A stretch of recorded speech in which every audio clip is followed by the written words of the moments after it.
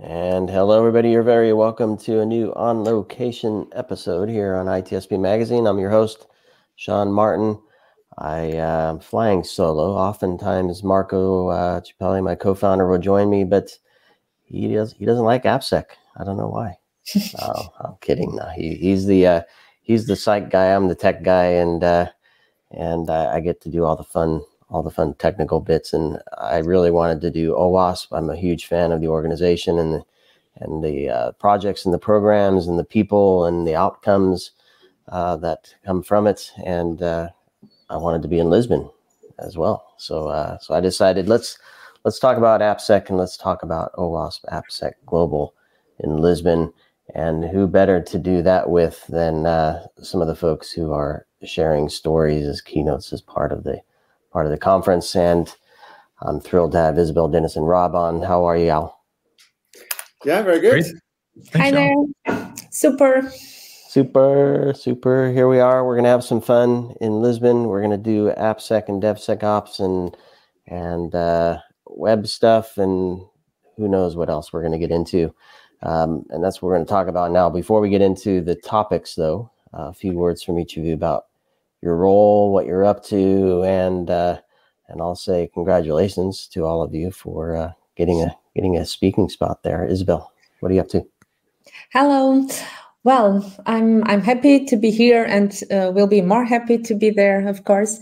So I'm an academic. I'm a professor and a researcher. I like open science, and I like a lot AI that I'm working since ever. And from several years up to now, I work on AI for cybersecurity solutions and on the security of AI.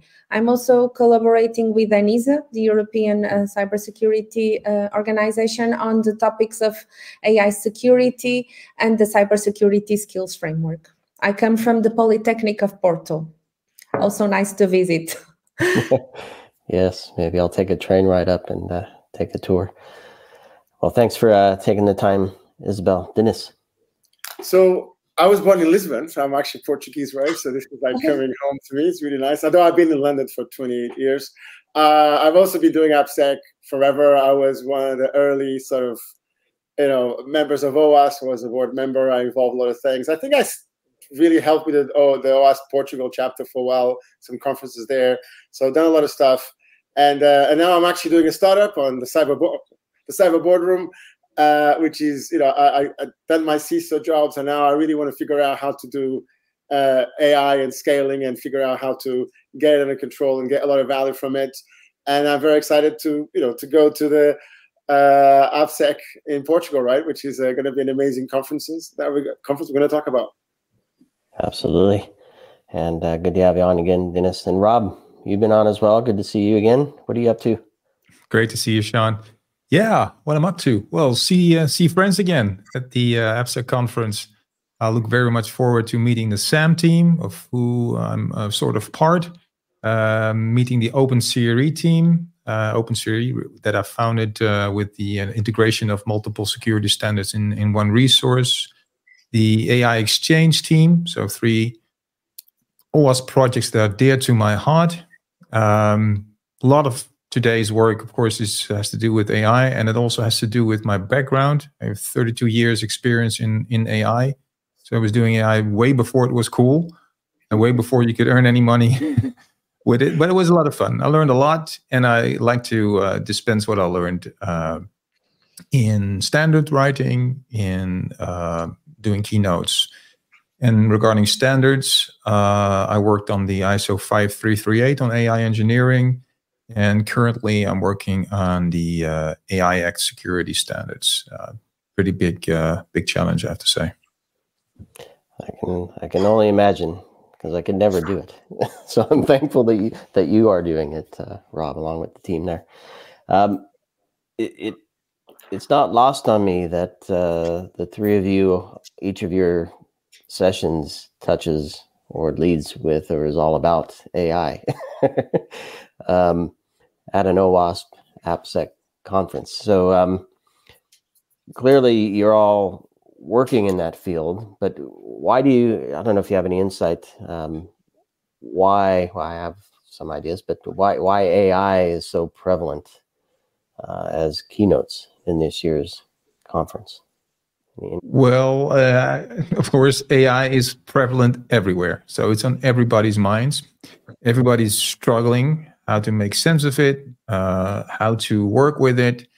So I guess when you organize a conference, you want to cater to the needs of the audience, which is, guys, help us with how we need to deal with this topic of AI, give us some guidance. And that's what we're going to do. And I guess that's probably a better way to put my question. Are the developers, engineers asking for help, or are we saying they need help? Or both? I think that the landscape is so huge and so emergent topics that come to the light so quickly, and so much topics that everybody is in need of help, I would say. I as a researcher, I usually have much more questions than answers, and I think that all the community is like this at this point. And yeah, let's see what we can bring to demystify and to try to organize some of the topics and some of the ideas that are around this. That's what I hope, at least. Yeah, it's an interesting one because there's actually multiple ways to look at this. In one way, this is another technological revolution, and I think another massive one that is actually also been driven by the top. It's very weird, for to be in exec meetings and the actual senior leaders are saying, "Hey, where's your strategy?" Right? In the past, they're like, "Well, we don't want cloud, or who cares about it? Who cares about mobile? Who cares about that stuff?" Right? But I'm an optimistic on this. I think there's an element that needs to be controlled. I think there's an element that people are not understanding the risks, and I think we need to explore that. But I also feel that this allows us to solve problems in AppSec that in the past I could never see how we scale. So the way I kind of look at this is that I remember going from AppSec from nobody knew about it, that nobody cared about it, nobody kind of knew why it was for, to all the way that, yes, we know it's very important. And I think we got to the point where we know how to do it right. The problem was scale, right? There was a moment, maybe about 5, 7, 8 years ago, where a lot of the key patterns were in place. The main problem was how to scale it, right? How to actually do this at scale where there's more and more software being developed, there's more and more systems interconnected, etc. And I think what GenAI gives us, and I think on the understanding side of things, the interpretability side of things, it gives an ability to understand data, understand systems, understand how things work, that in the past were either impossible or too expensive to code on top of it, right? And then you have all the other stuff, right? That the attack surface is going to grow dramatically. I think deep fakes and the attacks are going to go another level. Although I do think that this will tip the hands of the defenders, but from the attackers, this is also an insane capability, right? So it's kind of like, it's a revolution that's happening at all levels. And then you add to the mix the fact that the biggest companies in the world are not ignoring it. They are investing on it, right? Where if you think about the last revolutions, all the major companies in the world at the time couldn't care more for it, right? Where, in fact, they actively discourage it, right? They almost view the new technology revolution as a threat, where now the new major companies, yes, they see it as a threat, but also they're investing heavily on it. And that means that the acceleration and the hype, of course, is even higher, right? And it actually works, which is another reason why it's so powerful. Yeah, Sean, so I work for a software improvement group. We help clients, create better software. And they have a lot of questions on AI, but almost only from clients that are already somewhat mature with AI. The ones that are just starting, they're just curious, they want to experiment, they don't need any help. And then they run into issues to take it to the next level, to go into production where they, need to start worrying about security and maintainability, and things need to move out of the lab. That's where they especially are calling for help. And I did a panel on this topic the other day, and one of the things we talked about was to the title of your session, Rob. AI is just software, right? And the other point we talked about is it's really just data as well, which is code now, right? With data, exactly. It's code now. And so it raises a question of, So are we able to apply what we know to this world of AI-enabled apps? Yeah. Or are we like twisting our mind so much because it's so new that we're kind of missing the point that it is just, and I'm interested to hear how you're going to speak to this, Rob, that it is just software and data, right? So if we just follow the general rules we already know, and then to Dinis's point, if we scale it, scale our development in a safe and secure way, then maybe it might be, I'm not leaving yours out on purpose, Isabel. We're going to get there in a second, but I don't know. What are your thoughts on this? It's just software. It's just data. We know how to do this stuff. Maybe we have a chance to do it better now. Yeah, it's what I often repeat to prevent organizations from going down a rabbit hole and building their own framework for AI, because they see this as something magical, weird, that requires something special. I also see standard makers write entire frameworks for AI where 90% is actually, the description of risk analysis and the description of red teaming as we know it. Of course, things are weird in AI and they need special treatment, but that part is relatively small. The rest is, familiar stuff, risks, threats, controls, security awareness. So yeah, try to start there and see what is special about AI and then focus on that. That would be my recommendation. Yeah, I actually did a presentation to an OWASP crowd and about actually how to break and how to not to get apps break, GenAI broken. And what I was basically saying is exactly that, is that, ultimately, even if you take the top 10, right, most of it is actually AppSec, the top 10 for GenAI, right? Most of it is just good application security, good network security, good risk management, etc. In fact, I would actually argue that this needs everything we were doing at OWASP even more, right? Because if you think about it, the AI as an API, which is an API, right? Request goes in, comes out. At the same time, is the most vulnerable API that you have, right? Because literally data is code. It's like there's even no segmentation. Like we don't even know what a buffer overflow for a GenAI looks like, right? But the worst part is that not only that is also your worst insider threat. Because when that thing pops, right, that is now attacking you from the inside, right? So if you think about it, everything we're doing in AppSec, it's needed times 10, right? I actually think that and Rob, I feel that there's a path there, which is like, we don't need to reinvent the wheel. In fact, I would argue, apart from prompt engineering, which is actually a step backwards, because we went from trying to separate code and data in everything we did, all the way to the point where now data is code, right? Which is pretty problematic. Just about everything else is just pure AppSec, information management, risk management, cybersecurity, risk, all the practices that are very mature right now, from a kind of a defense point of view, right? So Isabel, I want to get your perspective on this, because I was chatting with Jim Manico the other day. He's doing training at OWASP in Lisbon, and many moons ago, I was a quality assurance engineer, where I was responsible for defining how the thing should work and validate that it's doing what it's supposed to, and I was doing that white box, black box. And the point I was making in the conversation with Jim is I could create a fairly finite set of cases that I could test against. And to Dinis's point of data as code now, pretty much anything can happen, right, in an AI-enabled app. And you don't know what you're putting in if it's good, if what you're getting out is good, if it's being manipulated along the way.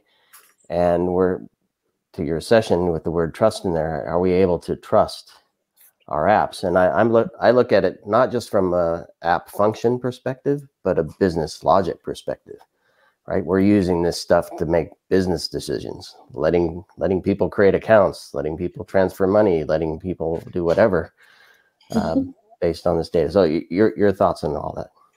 Yeah. Okay. So back to the previous topic, I believe we cannot for sure forget that AI is on the top of an infrastructure that for sure needs to be secured by default. Okay. So all the concerns we have should be ensured, and then we focus on what exactly AI brings that is different, that is new, and the new types of attacks it can bring.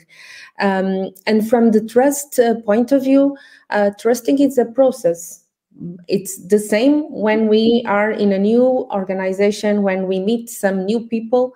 There is a process to start trusting the others.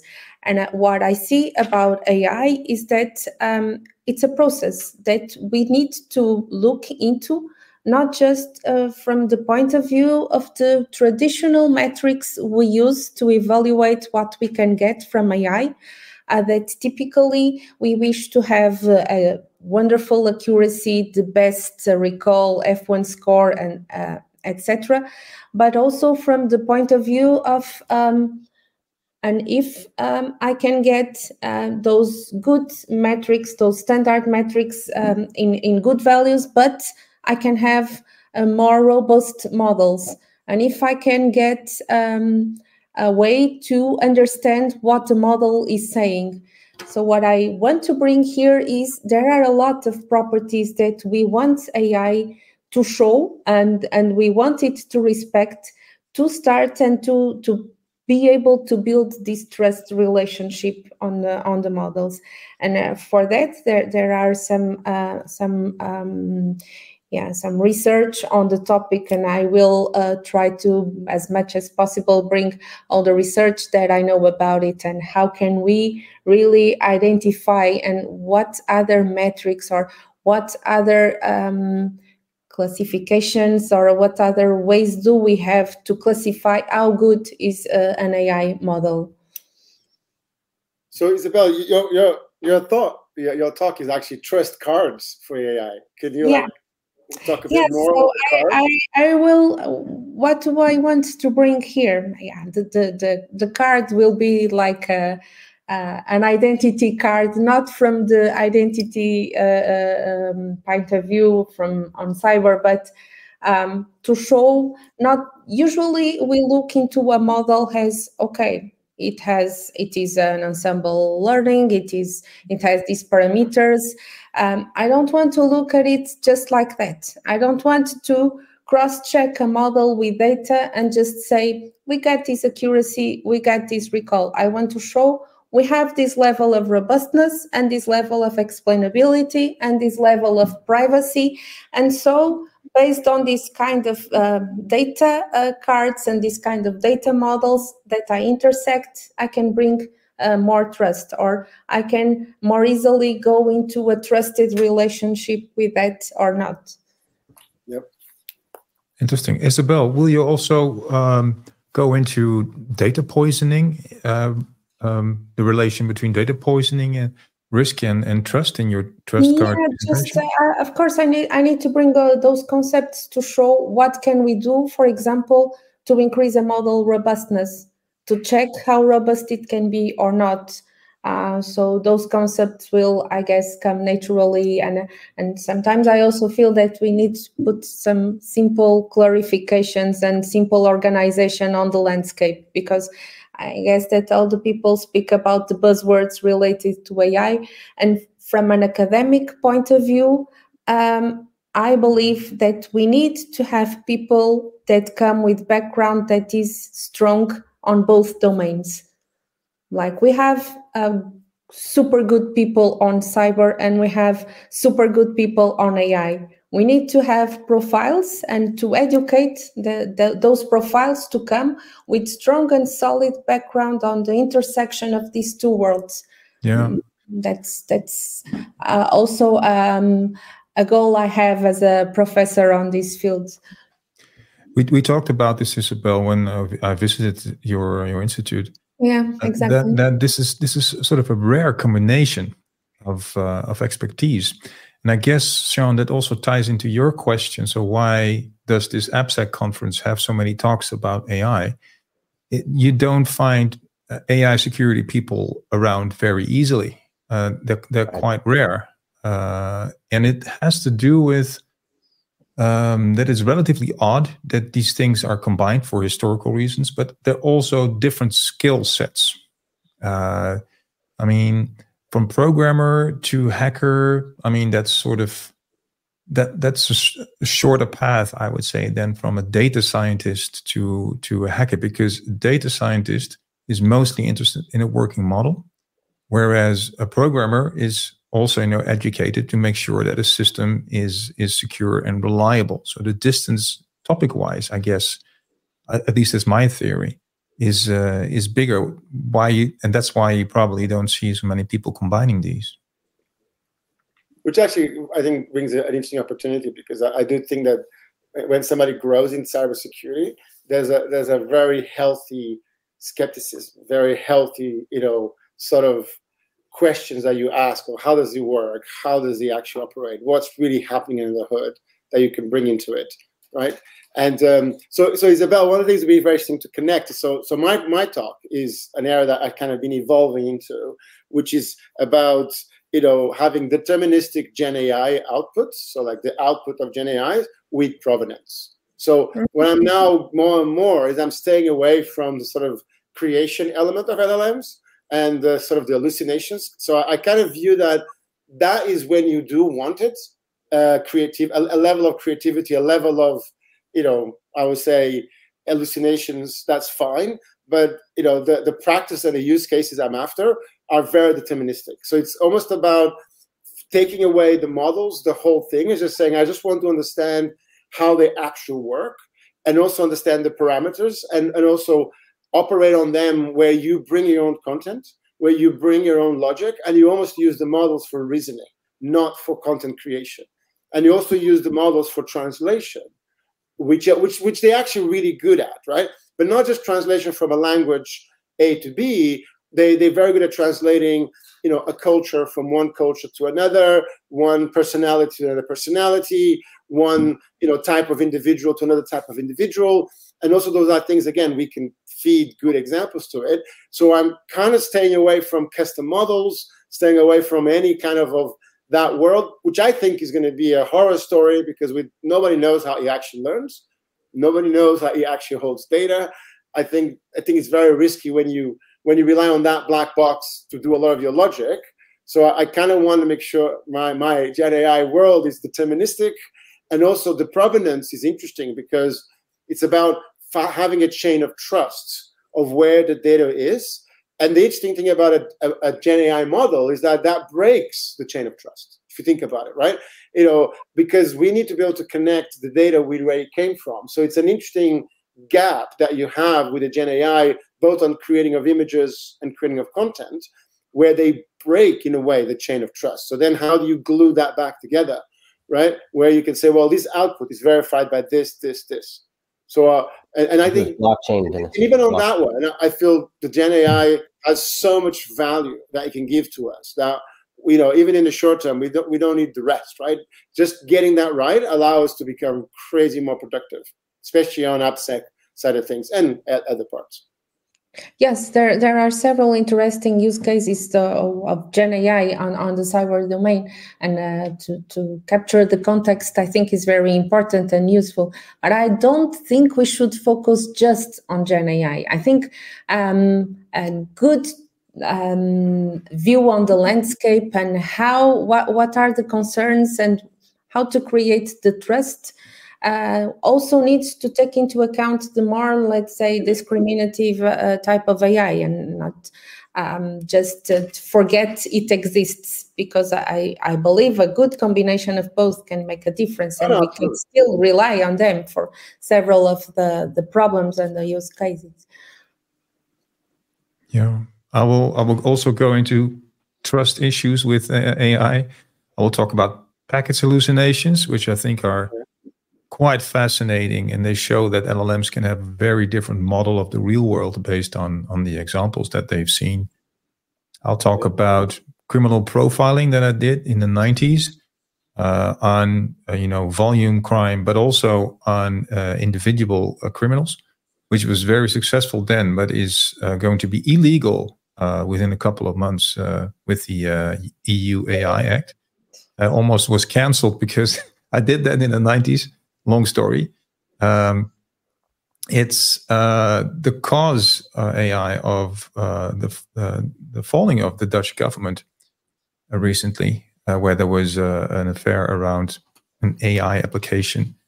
There was a recent situation in the Netherlands also with bias that was actually unavoidable. So even when designing the whole idea, you could already the trust card would show that you cannot trust the output of it. So it was no use going ahead at all. And I will touch upon sort of an elephant in the room in cloud AI, also about trust, where nobody's speaking of, but there is a situation where client data actually leaves the virtual private cloud. Nobody talks about it. Nobody wants to know, but it's threatening security. So we're dealing with a situation where we find AI too good to dismiss, which makes us make some concessions and sacrifices that we, I think, should do explicitly, and we're currently doing it implicitly, unfortunately. Yeah, but that will blow up, right? Like, you know, those things.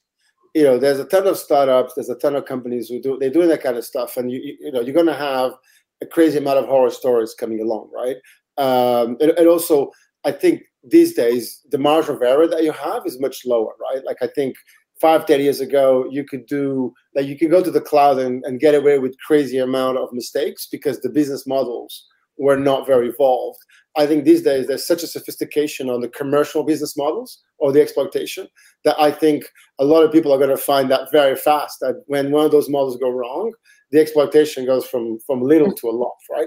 Because, and these are not even the attackers using AI to attack, which is, they're also going to do it, right? But there's a much more sophisticated business models on this. And there's an interesting element here that I find that, you know, and Isabel, I think your point that we need to look at all the models. Of course we do, right? And I actually think that we really had a massive problem with bias and discrimination with normal models. The difference is that because they didn't hallucinate that badly, and because it was like small margins, and it was almost like, yes, there were a lot of people affected, but they all like voiceless, they got away with it. And I want to get back to the point where, you know, we need to have deterministic and provenance on how we use these models. To be honest, we need to do that with software, right? Like, Rob, one of the things you say about is all software, you have to remember that most of our software is broken, right? Like, most of our software hallucinates as badly as GenAI. Like, most of our software that it's developed by people that are not over there. The companies don't maintain it. Is a patch on top of a patch on top of a patch. It kind of just works, right? So I like, you know, the idea that we now have the opportunity to clean a lot of these, where we're going to not just swipe the new AI stuff that needs to be under control, but also a lot of our historical stuff that we need to understand, because the world depends more and more and more on software. Yeah, and you use the word understand, and I'll start to bring us to a close here. I'm sure we could talk for multiple hours around each of our topics, because what I love about OWASP are all the projects, and especially what we're talking about here today. We're talking about bringing data scientists and developers and security folks, and hopefully some business folks as well, right? Interested in this stuff. And in a world where we're abstracting everything and we're trusting the abstraction to deliver what we want and what we expect, it's important that we have these conversations and these presentations to unpack and expose and highlight and discuss and work through the differences and really get to a point where we know, kind of to your point, Dinis, we know we're doing what we want with this stuff. We're not just taking it blindly. And so each of your sessions clearly are going to present research and other work that you've each done and bring conversations together. So for me, it's incredible, and I'm happy to be part of it as helping to tell the story of each of your sessions. I'm going to give you each a moment to maybe do a call to action for who you want to be in your session and what do you hope they take away from it. Isabel? I was wondering how many data scientists will we have there? Because I would like these different profiles to be in the session. I think all the sessions. I don't want it to be just a cyber community, because like I said before, I think we need these two topics and these two types of skills to be together in a more strengthened way. So I hope that we can speak to people that have cyber concerns as much as we will speak to people that are dealing with data, that are building models, and they need the security of the work they do. So for me, it's really to speak about AI for cyber people and to speak about security for AI people. That's what I hope could be some the audience there, and I hope to contribute to clarify some of these, and not just to contribute, also to challenge. Like I said, as a researcher, I'm never satisfied. I always have much more questions than answers. I love it. Rob? Yeah, I present a full day training on AI security the day before the conference. And I have 50 people attending and 3 data scientists. So yeah, that I think that's what you can expect at an AppSec conference. But I would indeed really would like to call data scientists, if they can, to come to Lisbon. And if not, to watch the recordings of the sessions that are going to come out, because well, it's time that software engineers and data scientists, work together and learn from each other. That's what I hope. So that's 2 calling all data scientists. Dinis, do we have 3? I'll call everybody. Right? I think OWASP is an amazing community, right? OWASP is an amazing culture. It's an amazing environment. It's very welcoming. It's been doing, basically this problem for 25 years, almost 30 years, I guess. And I highly recommend anybody to come, right? Because you're going to meet some amazing individuals. You're going to learn a lot. It's great for your career. It's great for your professional networking. It's great personally. Some of my best friends I met through OWASP, right? You can publish your research on it. It's literally an insane great community, and it's still going strong, and it's in a way it has kept its soul, which is really cool, right? And it's really great to see a huge amount of innovations coming out of OWASP after all these years, and I think again this is going to be another big player in the next phase. So I think anybody should come to the OWASP conference in Lisbon, and it's a great conference. It's a great venue. It's in a great place, great food, great people, great presenters, right? And not just us, right? I think if you look at the people that are presenting, there's some insane talks. And the LobbyCon, which is what the people you meet in the lobby, is still one of the best in the world, right? So, I highly recommend anybody to come to Lisbon in 2 weeks from now, right? That's right. Amen. For the pastel de nata and the pastel de nata, if you know the Portuguese custard cake, the best place to invent it is like 500 meters away, right? from the venue, right? That we are in, right? It's and it's by the bridge. The big bridge in Lisbon is literally have a view of the bridge. You got the sea in front. It's an amazing venue for us to be in, and the weather should be really good, right? Should be nice. Well, I'm super excited, and I want to again congratulate each of you on having an opportunity to share your thoughts and insights and research and everything else with hopefully a very diverse group. And I want to thank you for sharing your time here with me today. Hopefully the call to action is come all data scientists and come all AppSec folks. Yeah. And let's all meet together. Yeah. So let's do it. Let's have some fun. Have a good week there. 2 days of training and 3 days of sessions. I closed the main page. Let me open the main page. It's 24th through the 28th. And it's in the Lisbon Congress Center. So thanks everybody for listening and watching this episode. And I do hope to see you in Lisbon, or as Rob said, if you can't make it, please do connect with folks, this group first off and foremost, and then listen to all the other sessions as well as you can. Perfect. Thanks everybody. Enjoy. Thanks, Sean. See you all.